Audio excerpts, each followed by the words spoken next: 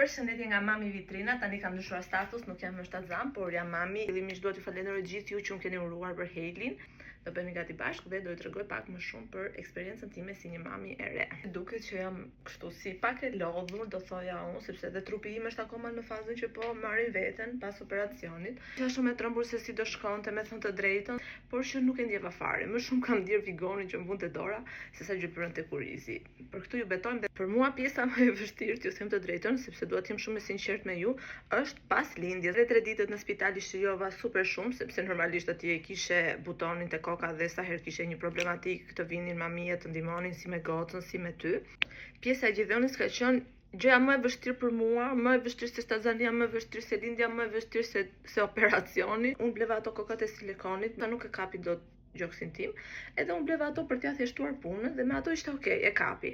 Dolëm nga spitali, gocën filloi ta kap verza si çdo beb tjetër që ishte shumë normale, edhe filloi të ishte pak e plogësht, nuk zgjohej. Ne vendosja në gjim me idenë që ajo thiste, por nuk gëlltiste, dhe unë mendoja që ai ishte duke pirë. Kaloi gjithë dita, ndërkohë që unë vëreja që nuk ishte asnjë pelen të lagur goca, dhe nësa kisha lexuar dhe kisha dëgjuar, do të kishte minimalisht 4-5 pelena ditët e para. Aty u panikosa pastaj që nuk ishte pelena të lagura dhe fillova të pompoj që të paktën të dija që Haili po pinte, sepse në gjoks nuk e dija nëse po pinte apo jo. Unë nuk isha mjaftueshëm qumësht, edhe fillova që çdo 2 orë të vendosja alarm që ajo të pinte, sepse një bebi posa lindur që po kalon verzën duhet të pi çdo 2 orë. Edhe shqyr Zotit e kapa situatën, do të thënë instinktet e mëmësisë janë të vërteta. Fillova të jepja çdo 2 orë, pas që Haili filloi të urinonte dhe u qetësova disi, gjithsesi meraku im se sa mund të kishte shkuar niveli verzës ishte shumë i madh, kështu që ditën tjetër kam shkuar direkt në mëngjes te urgjenca e pediatrisë.